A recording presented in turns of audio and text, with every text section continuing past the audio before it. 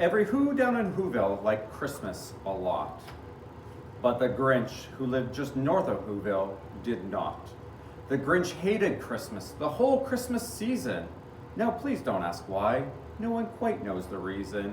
It could be his head wasn't screwed on just right.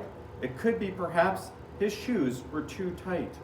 But I think that the most likely reason of all may have been that his heart was 2 sizes too small. But whatever the reason, his heart or his shoes, he stood there on Christmas Eve, hating the Whos, staring down from his cave with a sour, grinchy frown at the warm-lighted windows below in their town. For he knew every Who down in Whoville beneath was busy now, hanging a mistletoe wreath. And they're hanging their stockings, he snarled with a sneer. Tomorrow is Christmas, it's practically here. Then he growled, with his Grinch fingers nervously drumming, I must find some way to stop Christmas from coming. For tomorrow, he knew. Who girls and boys would wait bright and early. They'd rush for their toys, and then, oh the noise, noise, noise, noise. That's one thing he hated, the noise, noise, noise, noise. Then the Whos, young and old, would sit down to a feast, and they'd feast, and they'd feast, and they'd feast, feast, feast. They would feast on Who pudding and the rare Who roast beast, which was something the Grinch couldn't stand in the least. And then they do something he liked least of all. Every Who down in Whoville, the tall and the small, would stand close together with Christmas bells ringing. They'd stand hand in hand, and the Whos would start singing. They'd sing and they'd sing and they'd sing, sing, sing, sing. And the more the Grinch thought of this Who Christmas sing, the more the Grinch thought, I must stop this whole thing. Why, for 43 years I've put up with it now. I must stop this Christmas from coming. But how? Then he got an idea, an awful idea. The Grinch got a wonderful, awful idea.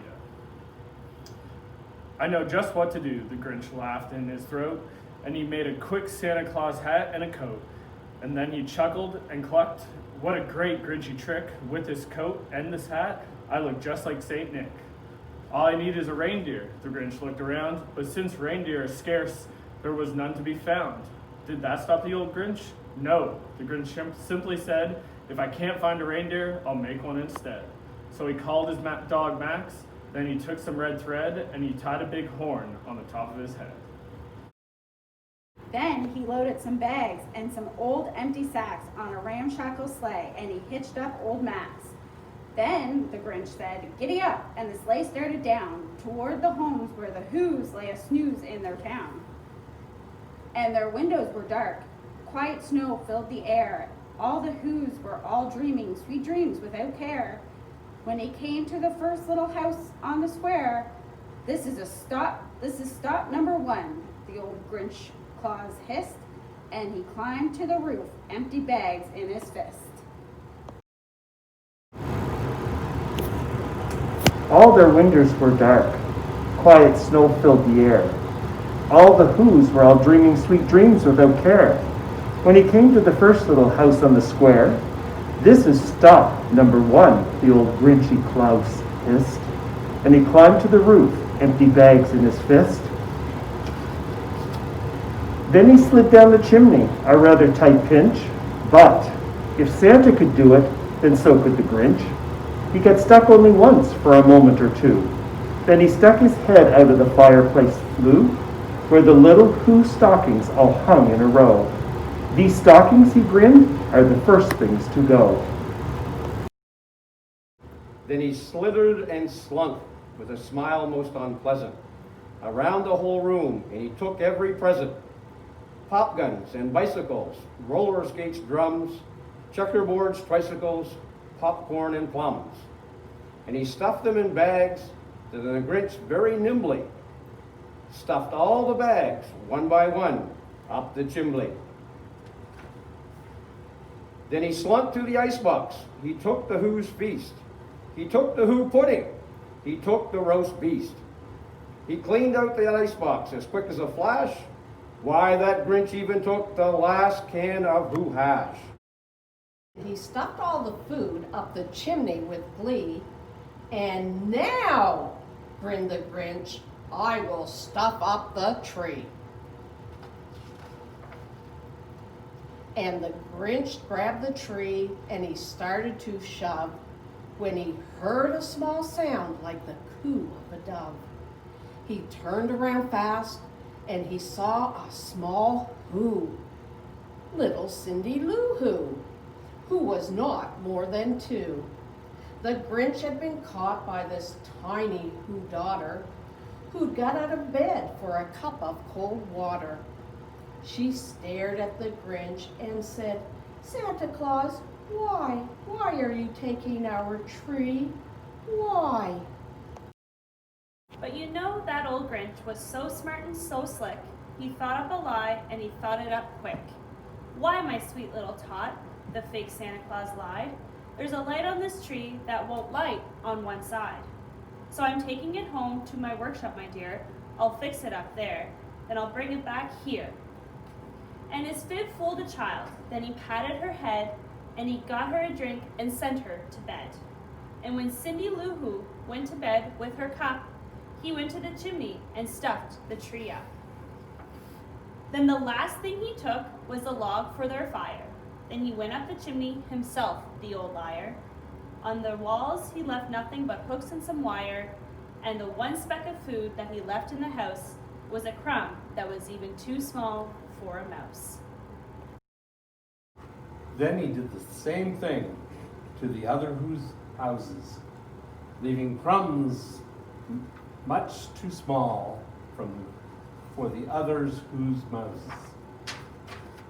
It was 1/4 dawn, all the who's still in a bed, all the who's still a snoozin', when he packed up his sled, packed up with their presents, the ribbons, the wrappings, the tags, and the tinsels, and the trimmings and the trappings.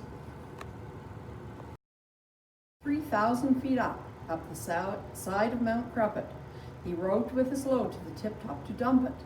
Pooh-pooh to the who's, he was grinchingly humming. They're finding out now that no Christmas is coming. They're just waking up. I know just what they'll do.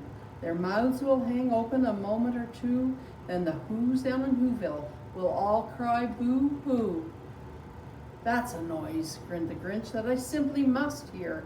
So he paused, and the Grinch put his hand to his ear. And he did hear a sound rising over the snow. It started in low, then it started to grow.